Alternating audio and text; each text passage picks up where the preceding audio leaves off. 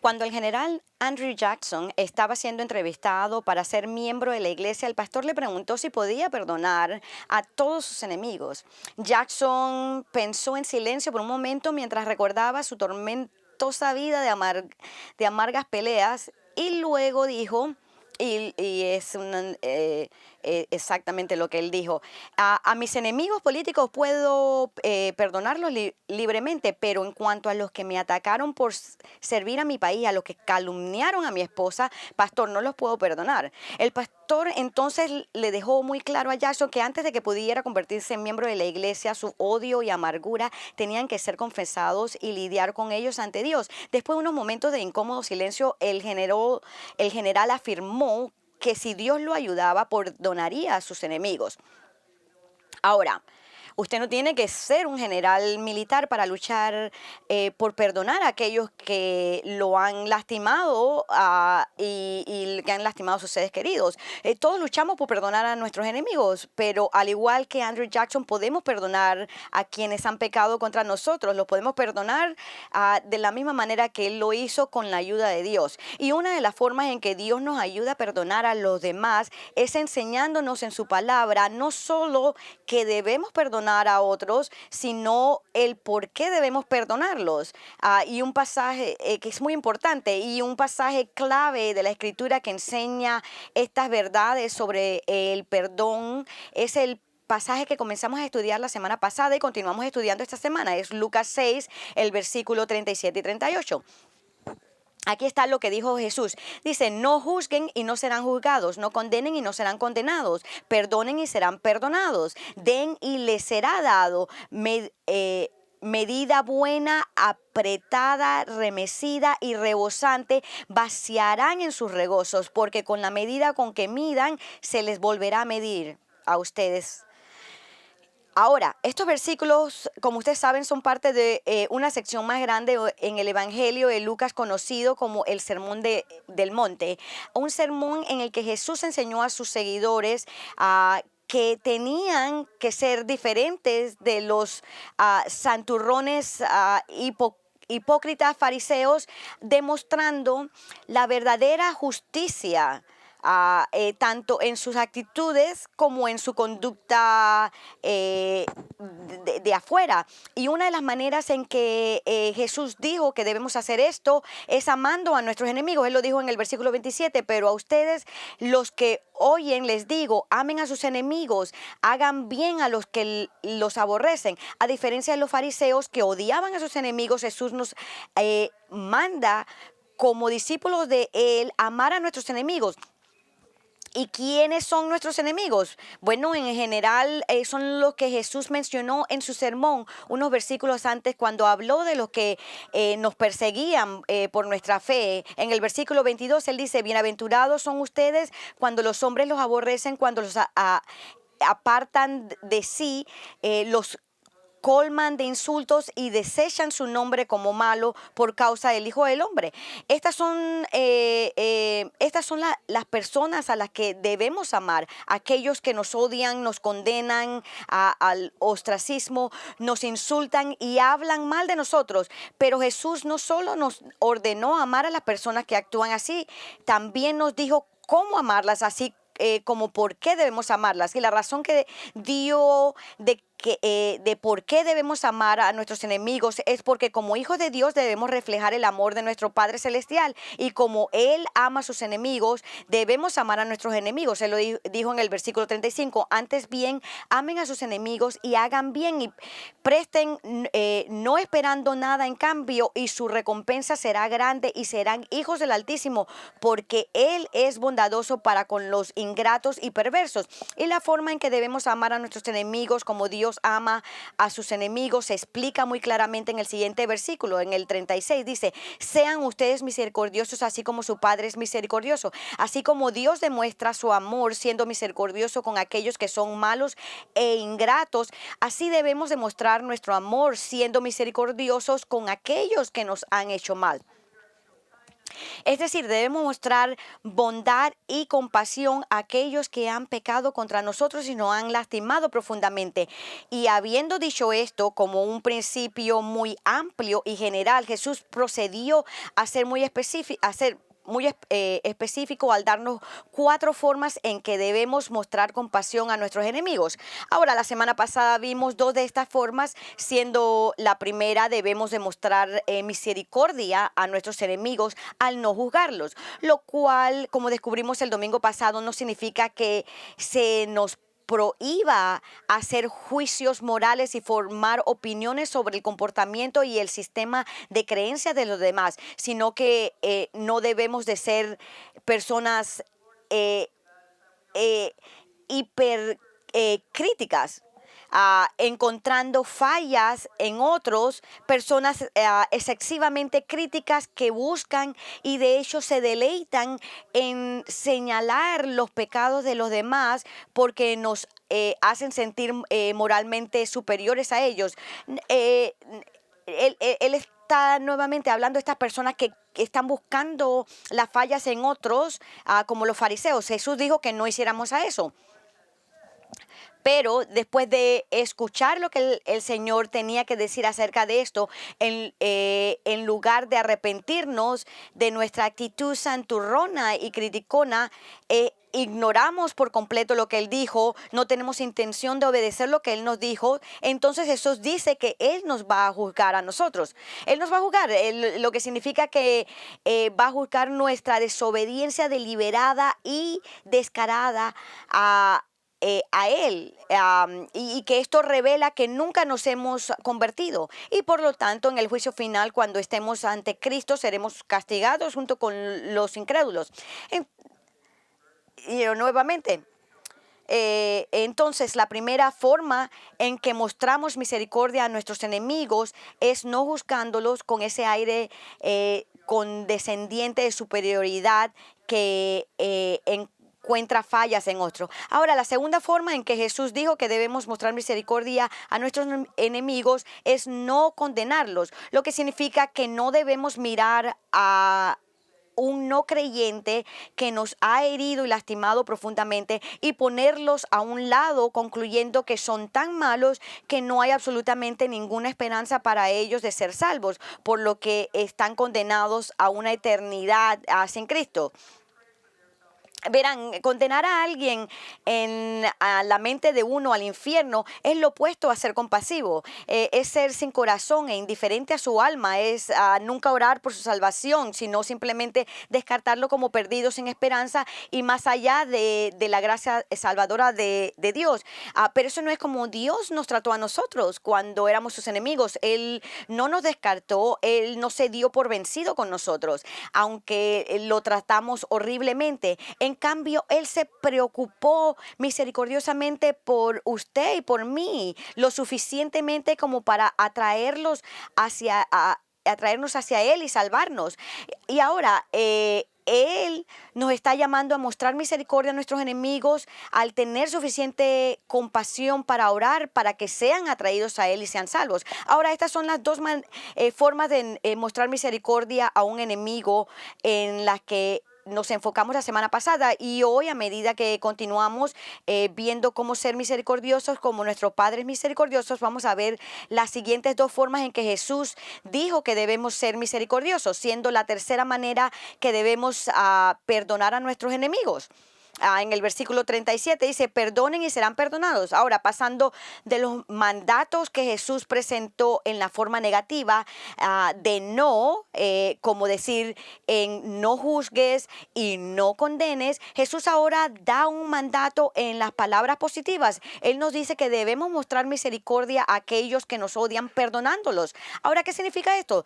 Bueno, el significado literal de esta palabra griega, que se traduce como perdón, es liberar, en el sentido en que liberamos a la persona que ha pecado contra nosotros al no tomarle en cuenta su pecado. Es decir, a pesar de cuánto te han lastimado, en tu mente tú los vas a dejar ir. En otras palabras, no vas a buscar buscar hacerles daño, no vas a buscar vengarte de ellos, simplemente los perdonas al tomar en cuenta no tomar en cuenta sus ofensas contra ustedes. Los vas a dejar ir, los vas a soltar, en otras palabras. A ellos y a sus ofensas los vas a liberar. Ahora, el perdón no es algo que ninguno de nosotros se encuentra fácil. Todos los creyentes en Cristo, incluso los más maduros entre nosotros, han experimentado las batallas internas de un corazón que no perdona, un corazón que lucha con la ira, el resentimiento, las amarguras, el rencor y hacia aquellos que nos han lastimado profundamente. Y lamentablemente para muchos cristianos han vivido tanto tiempo con una ira que no perdona, que piensan que esto es normal, que estar enojado con alguien y guardar rencor contra ellos es así como es la vida, pero no es normal y no es la forma en que se supone que debes vivir. No es la forma en que Jesús quiere que vivas. El maestro de la Biblia, Philip Keller, abordó este mismo tema diciendo esto: ¿por qué a la mayoría de nosotros nos cuesta perdonar a quienes nos han hecho mal? ¿Por qué es tan difícil abandonar viejos resentimientos y malas voluntades? ¿Por qué albergamos odios y rencores? ¿Por qué permitimos que la amargura y la hostilidad y el antagonismo paralicen nuestro corazón y nuestro carácter, tuerzan nuestra personalidad y arruinen nuestra relación con los demás? Todo esto conduce a una tremenda tensión, estrés y oscuridad interior. Muchos de nosotros ni siquiera nos damos cuenta de que este estado de cosas existe en nuestras vidas. En algunos casos hemos vivido de esta manera durante tanto tiempo que apenas somos conscientes de la guerra dentro de nosotros mismos. La beligerencia, el despecho y la mala voluntad han sido compañeros que casi aceptamos como compañeros de vida normales. Entonces, ¿cómo nos deshacemos de estos compañeros anormales y pecaminosos para que podamos ser misericordiosos al perdonar a nuestros enemigos? Escuchen atentamente: la clave para perdonar a aquellos que te han lastimado profundamente al pecar contra ti es recordar cuán gran pecador somos y cuánto Dios nos ha perdonado a nosotros. Escuchen lo que dice el apóstol Pablo en Colosenses 3. Dice: entonces ustedes, como escogidos de Dios, santos y amados, revístanse de tierna compasión, bondad, humildad, mansedumbre y paciencia, soportándose unos a otros y perdonándose unos a otros. Si alguien tiene queja contra otro, como Cristo los perdonó, así también háganlo ustedes. Escuchen: cada vez que tienes que te niegas a perdonar a alguien que ha pecado contra ti, estás siendo farisaico y orgulloso y has olvidado cuánto has pecado contra Dios y has sido perdonado por Él. Verán, nadie puede pecar contra ti tanto como tú has pecado contra Dios. Y si conoces a Cristo como tu Salvador, entonces sabes que Él te ha perdonado no solo algunos de tus pecados, sino todos tus pecados, incluso los más horribles. Entonces, independientemente de lo que un enemigo te haya hecho, no importa lo mal que te hayan tratado, no debes negarles tu perdón, debes perdonar tal como Dios te ha perdonado. Como dijo un maestro de la Biblia: ustedes nunca se parecen más a su Padre Celestial que cuando perdonan a los demás. Amigos, ese es el punto que Jesús está diciendo al ordenarnos que mostremos misericordia a nuestros enemigos, y deben reflejar el amor misericordioso de su Padre Celestial, mostrándoles misericordia al no tener más en cuenta su pecado contra ellos. Deben perdonarlos, liberándolos de cualquier obligación de reparar el daño que te han hecho, y eso incluye dejar de aferrarte a los dolorosos recuerdos de cómo te han tratado. Solo déjenlos ir. Ahora, como creyente, algo que te va a ayudar a perdonar a otros es recordarte a ti mismo el Evangelio, en el sentido de que debes predicarte el Evangelio a ti mismo, porque el Evangelio es la buena noticia de que Dios ha perdonado todos, no algunos, pero todos tus pecados en Cristo. Como verán, tus pecados alguna vez fueron como una enorme deuda financiera que le debías a Dios, pero debido a su enormidad no pudiste pagar, era demasiado enorme. En el Mateo 6 Jesús incluso se refiere a nuestros pecados como una deuda que le debemos a Dios. Al enseñar a sus discípulos a orar, el Señor les dijo que oraran y perdónanos nuestra deuda.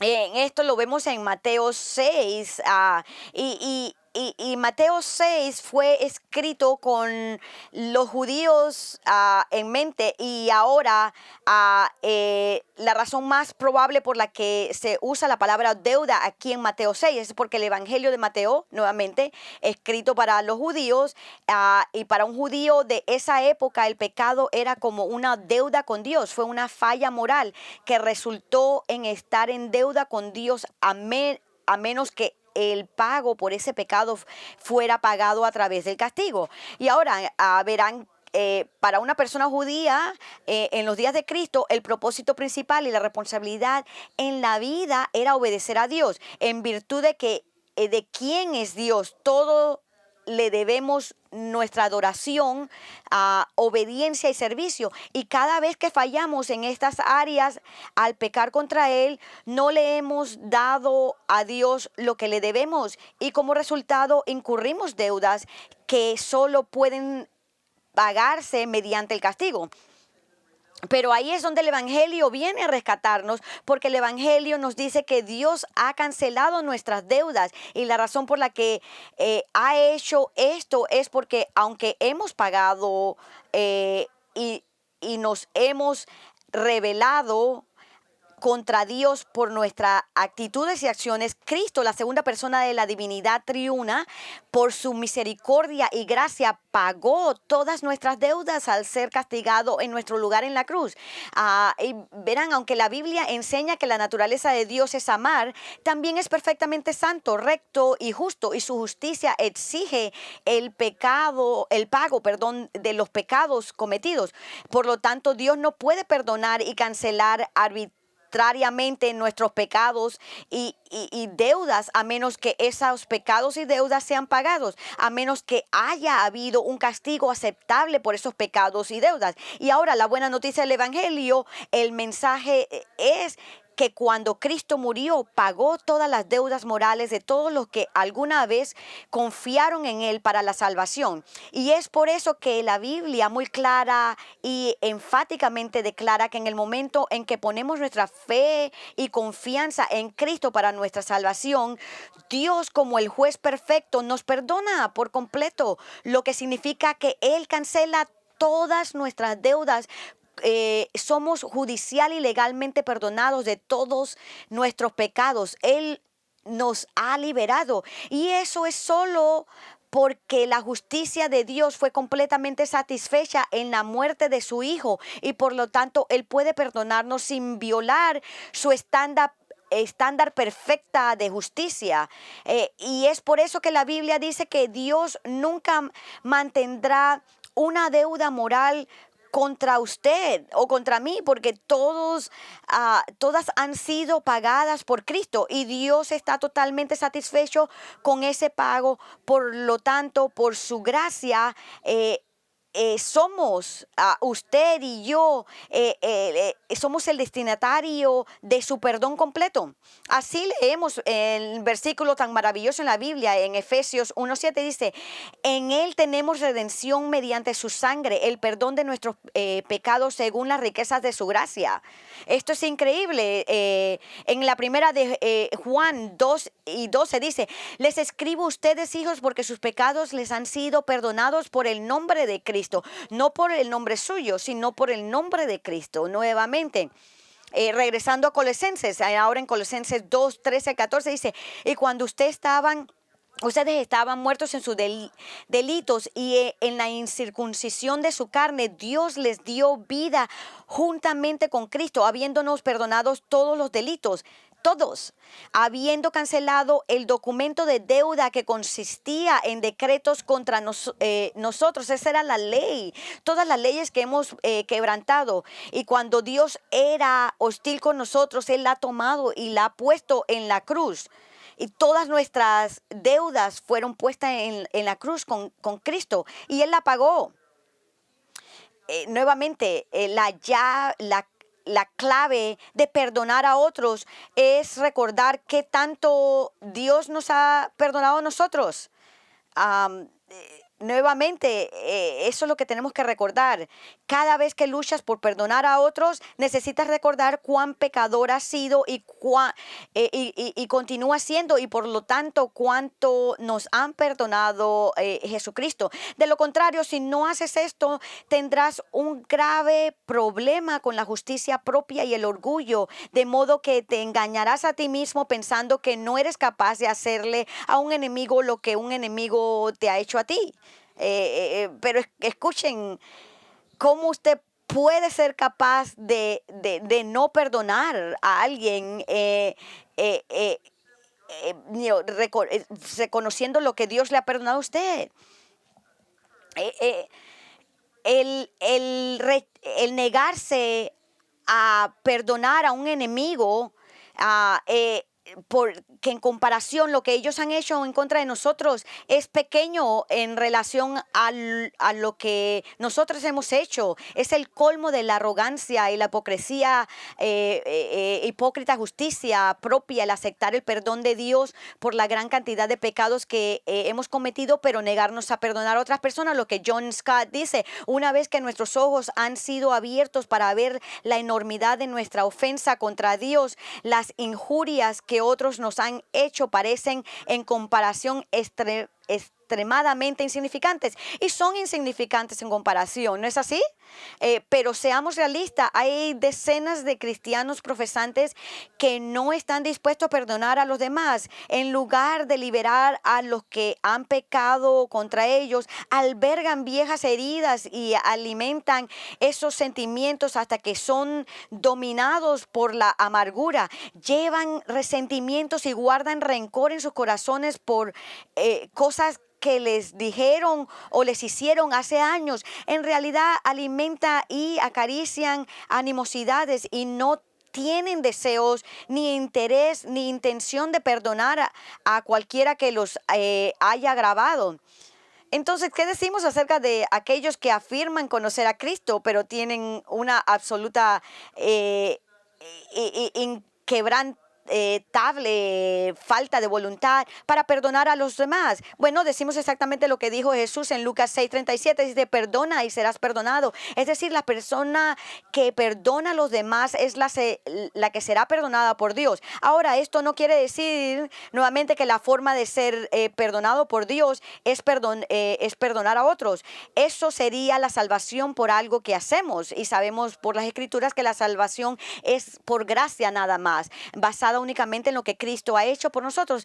No, lo que Jesús está diciendo es que aquellos que perdonan a otras personas son aquellos que evidencian que ya han sido perdonados por Dios y por lo tanto seguirán siendo perdonados por Él. Sin embargo, lo contrario también es cierto. Aquellos que insisten en no perdonar a los demás no serán perdonados por Dios.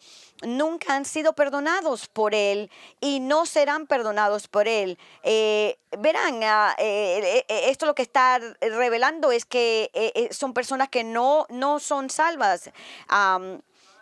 Esas personas que no tienen deseo de que Dios los ayude a perdonar a otros, son personas que realmente no han experimentado el perdón divino de Cristo, y por lo tanto la vida de ellos está caracterizada por esta animosidad y ese carácter de y odio que tienen simplemente como todas las personas no regeneradas. Lo que vemos que lo que dijo Pablo en Tito 3 dice, porque nosotros también en otro tiempo éramos necios, desobedientes, extraviados, esclavos de delitos y placeres diversos, viviendo en malicia y envidia, aborrecibles y odiándonos unos a otros. Con respecto a cómo los cristianos eventualmente superan sus luchas con el perdón para que terminen perdonando a otros, nosotros eso es lo que hacemos cuando realmente tenemos luchas, pero lo hacemos. Un maestro de la Biblia dijo sobre esto, dice, los verdaderos cristianos pueden y perdonan. Esto no quiere decir que no tengan problemas para perdonar o que estén libres de batallas con la amargura o el odio o que nunca estén tan heridos y en tal estado de shock emocional que no puedan responder con el perdón, pero es para decir que trabajan para perdonar y finalmente perdonan. Ahora, déjame darte una verdad importante sobre el perdón, que con suerte lo ayudará a extender la misericordia y el perdón a otros. Al perdonar a otros es fundamental comprender que el perdón no requiere que te olvides de la ofensa o el pecado cometido en contra de usted. Y digo esto porque es muy común escuchar a cristianos diciendo, bueno, puedo perdonar, pero no puedo olvidar. Escuchen, Dios no está esperando simplemente que usted se le olvide lo que la gente le han hecho a usted, como si usted pudiera apagar esa parte de su mente y pretender como que nunca ha sucedido. La Biblia nunca ha dicho que olvide. ¿Cómo usted va a hacer eso? Algo realmente pasó, usted realmente fue herido profundamente por las acciones o la falta de acciones de una persona. Entonces usted no puede simplemente olvidar lo que hizo esta persona contra usted. Sin embargo, el perdón significa que mientras todavía eres muy consciente del daño que alguien te infligió, ya no tienes esta acción contra esa persona. Significa que por un acto de su voluntad y no de sus sentimientos, porque rara vez tendrás ganas de perdonar a alguien. Por la voluntad suya, usted elige perdonarlo. Usted elige no seguir castigándolos en tu mente o por tu comportamiento hacia ellos.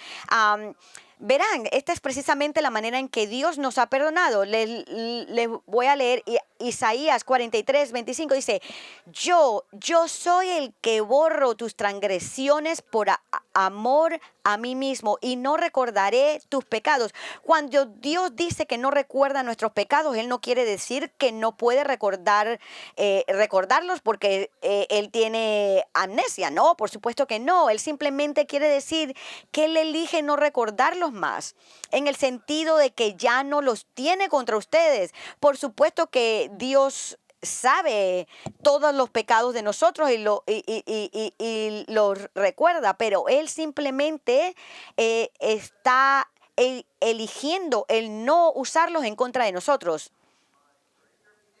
para no castigarlos. Y ahora, amigos, así debemos de perdonar a los que pecan contra nosotros. Dejen de castigarlos. Recuerden cuánto ha sido perdonado y luego, independientemente de cómo usted se siente, elija el no tener más el pecado de nadie en contra de ellos. Simplemente libérelos. Y cuando hagas eso, estarás mostrando misericordia a tu enemigo, porque en lugar de buscar vengarte de ellos por lastimarlo a usted, has elegido perdonarlos. Y esa es exactamente la forma en que Dios nos muestra a nosotros misericordia. Ahora, hasta ahora Jesús nos ha dicho 3 formas de mostrar misericordia a un enemigo, perdón. No lo juzgues, no lo condenes y perdónalo.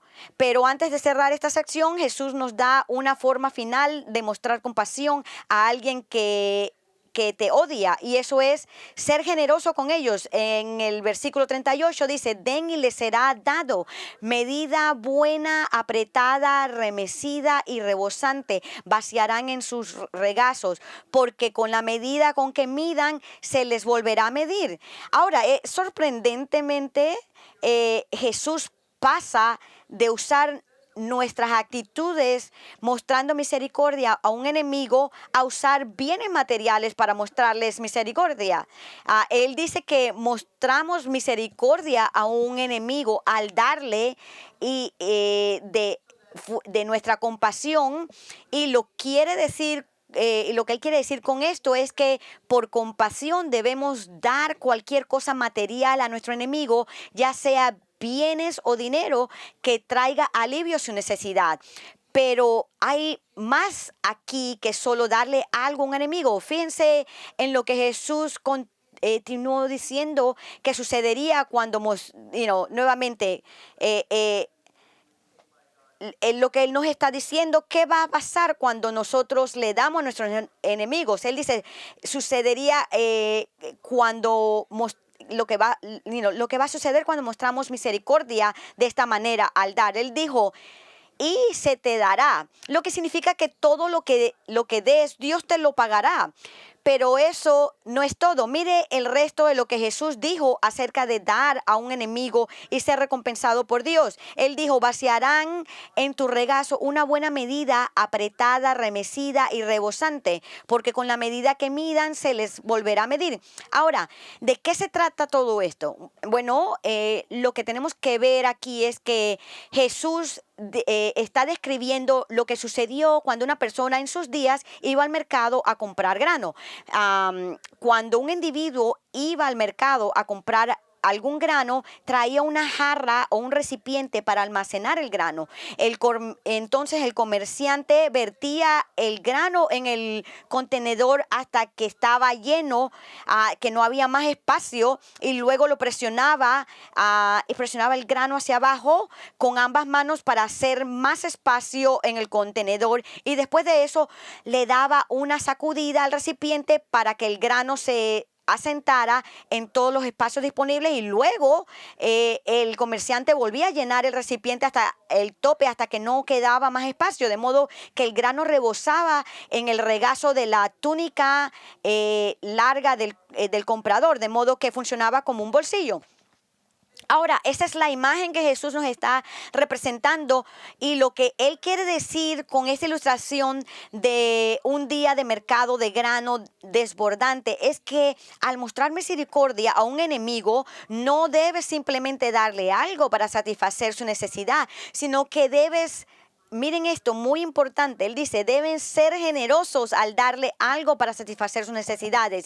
Y si eres generoso al dar, entonces Dios será generoso al darte. Ahora, la generosidad no es algo con lo que muchos cristianos estén familiarizados, porque en su deseo de ser cuidadosos, frugales y buenos mayordomos con su dinero, a veces pueden cruzar la línea y terminar siendo mezquinos y tacaños. Pero eso no está bien, porque Dios nos manda a ser generosos, especialmente con un enemigo, alguien que no merece nuestra misericordia y generosidad. ¿Y por qué es tan importante ser generoso? No solo con un enemigo, sino también con los demás. Bueno, la generosidad es muy importante para un cristiano porque Dios es generoso. Es una cualidad muy importante. Así que ser generoso es ser como Dios. Es piadoso, es la manera correcta de ser. Es el ser como Cristo. Ese es una de las uno de los atributos de Dios. Considero que la Biblia dice acerca de que Dios es generoso. En 2 Corintios 8:9, Pablo dice, porque conocen la gracia de nuestro Señor Jesucristo, que siendo rico, sin embargo, por amar a ustedes se hizo pobre, para que por medio de su pobreza ustedes llegaran a ser ricos. El Señor dejó todas sus riquezas por un tiempo. Antes de su encarnación, Jesús era rico en el sentido de que en la gloria Él poseía y tenía uso de todo en el universo, así como el pleno uso de todos sus atributos divinos. Pero cuando se hizo hombre, renunció a esas riquezas y se hizo pobre, de manera que nosotros, que somos espiritualmente pobres, pudiéramos ser espiritualmente ricos. Así de generoso es Cristo. Él te ha dado todas las riquezas espirituales porque Él es por naturaleza rico y generoso. Pero no es solo en el área de las riquezas espirituales que Dios es generoso. Él es generoso al otorgarnos bendiciones físicas también. Esto es lo que Pablo escribió en 1 Corintios 4:7. Él dice, ¿qué tienes que no recibiste? Y si lo recibiste, ¿por qué te jactas como si no lo hubieras recibido? Así que Pablo está preguntando aquí unas preguntas y por supuesto que la respuesta a estas preguntas es que todo lo que tenemos se nos ha sido dado por Dios, por la mano bondadosa y generosa de Dios. Por lo tanto, no debemos jactarnos de nada de lo que tenemos, porque todo lo que tenemos lo recibimos de Dios, inclusive el aire que respiramos. No hay nada que poseamos que no haya venido de Dios.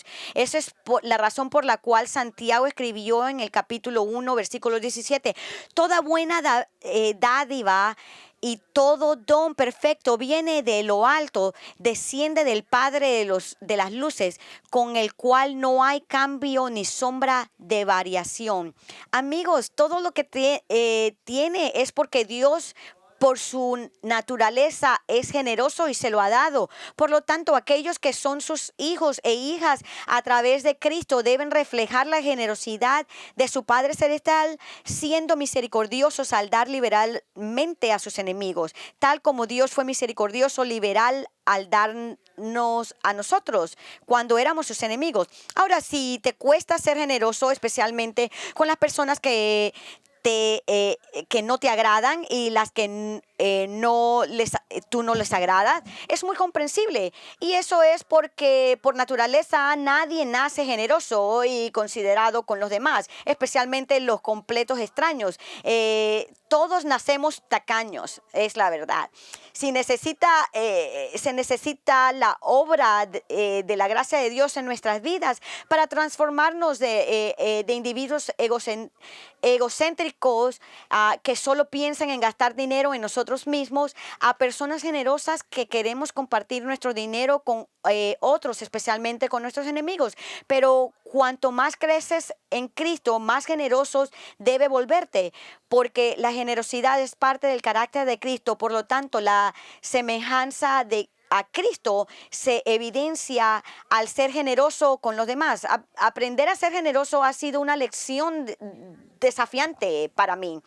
Hace muchos años atrás, cuando era uno de los oradores en una conferencia, algunos de mis amigos y yo fuimos a comer en la noche después de la sesión de la conferencia. Fuimos a un restaurante tipo panadería donde te acercas al mostrador para hacer tu pedido. Ahora, cuando entramos al restaurante, vi lo que parecía ser un vagabundo sentado a un lado bebiendo una taza de café. No era aquí en Florida, era en un lugar que era bastante frío y para mi vergüenza realmente yo no le presté ninguna atención a esta persona porque tenía mucha hambre y lo único en lo que podía pensar era en satisfacer mi estómago. Y bueno, después de cenar y caminar de regreso a nuestro automóvil, descubrí que uno de mis amigos se había acercado al hombre y lo llevó al mostrador y le dijo que ordenara lo que quisiera. Pero al escuchar esto, sentí esta profunda sensación de convicción del Espíritu Santo que cayó sobre mí.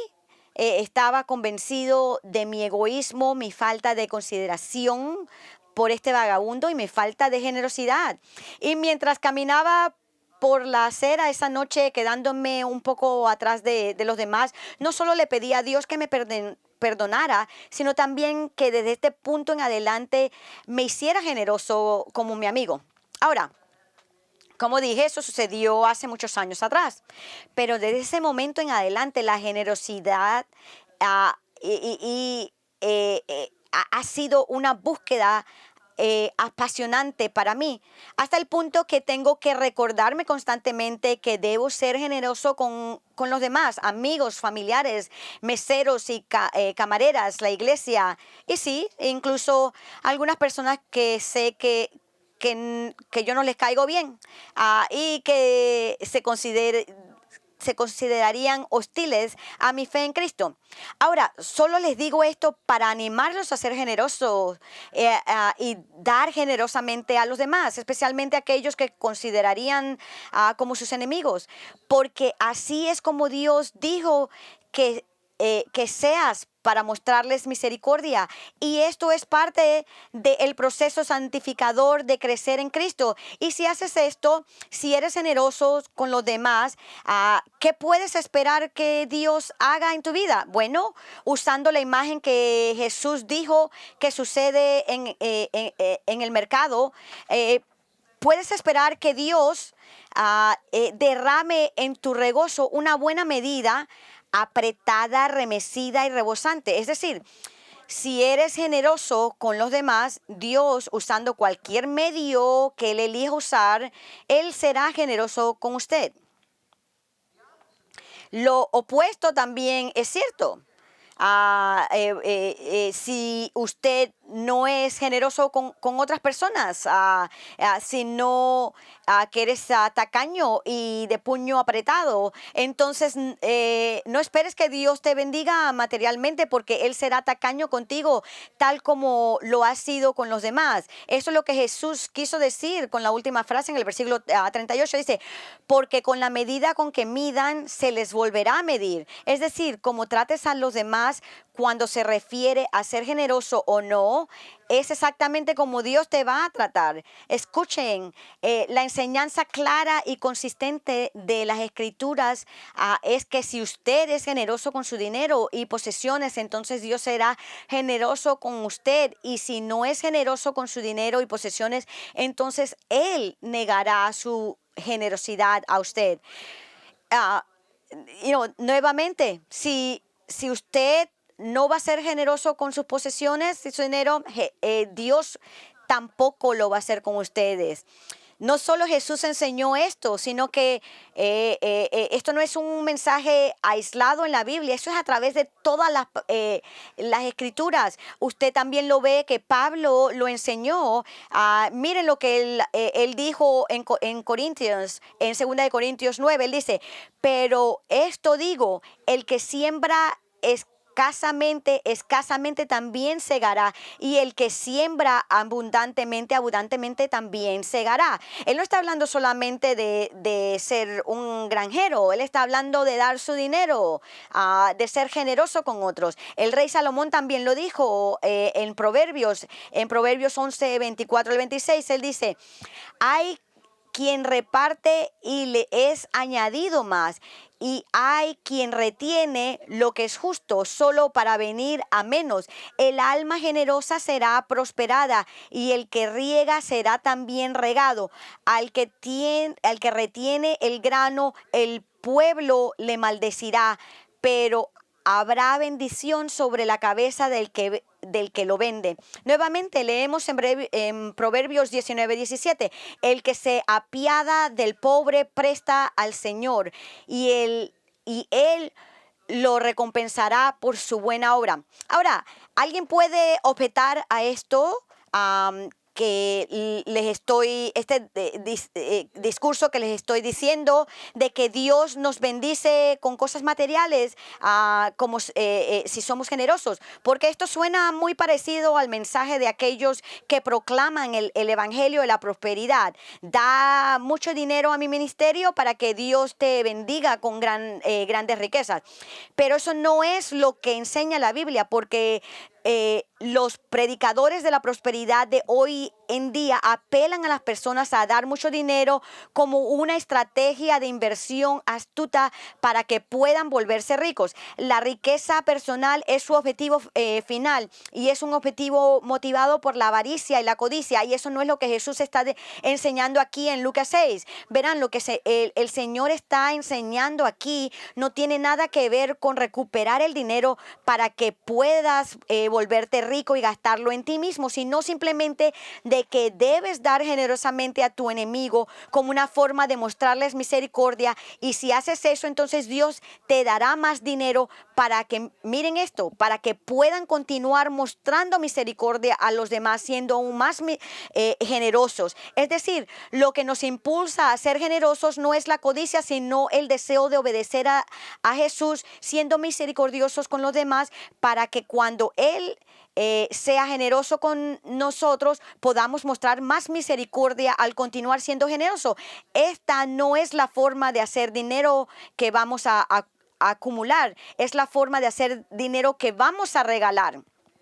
Ahora, amigos, durante las últimas semanas han escuchado el mismo mensaje básico y la misma verdad de las Escrituras, que Jesucristo les ordena amar y mostrar misericordia a aquellos que no los aman y que nunca le han mostrado misericordia.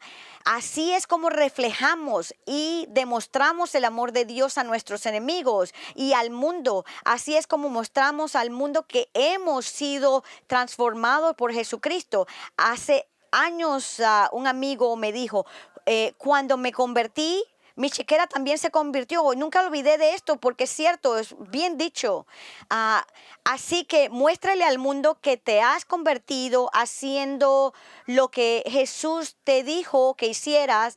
Muestra misericordia a tus enemigos, no siendo una persona que busca fallas en otros, no condenando a los demás, pero perdonando a los que han pecado contra usted y siendo generoso. Y si nunca has confiado en Jesucristo como tu Salvador y Señor, entonces debes saber que Dios ha sido misericordioso contigo, ya que te ha permitido vivir hasta este punto y no te haya quitado la vida, por lo cual tienes todavía la oportunidad de venir a Cristo para tu salvación. Cada vez que usted respira es un regalo de Dios. Mañana puede ser muy tarde. Usted puede morir. Esta tarde usted puede fallecer. Así que ahora que tiene la oportunidad de venir a Él para salvación, venga. La Biblia lo dice, hoy es el día de salvación, no mañana. Mañana no es sido prometido para nosotros. Usted tiene ahora, venga a Cristo. Por lo tanto, lo insto que haga esto nuevamente, porque mañana es muy tarde. Si usted desea hablar con uno de nuestros pastores sobre esto, venga a mí después del servicio para que podamos hablar sobre esto. Oremos. Padre, te damos gracias por darnos tu palabra. Ayúdanos a entender lo que nos está diciendo y ayúdanos a recordar lo que tú nos has enseñado en estas últimas semanas, lo que hemos dicho al principio. Esto es una enseñanza radical, pero es muy cierta, Señor. Señor, nosotros somos diferentes a los fariseos, a los escribas. Queremos ser como tú, que seamos como Cristo, generosos, misericordiosos, perdonando a otros, aquellos que no condenan a otros, aquellos que no se deleitan en encontrar fallas en otras personas, Señor. Tú has sido así con nosotros y te damos gracias, Señor. Oramos por aquellos que a lo mejor no te conocen, Señor. Tráelos a ti, tráelos a ti, de que sean salvos, Señor. Y, Señor, con todas nuestras luchas, batallas, te damos gracias por tu perdón, por cancelar nuestras deudas, Señor. Y estaremos por siempre agradecidos por esto, Señor. Te adoramos y te alabamos en el nombre del Señor Jesucristo. Amén. Gracias por...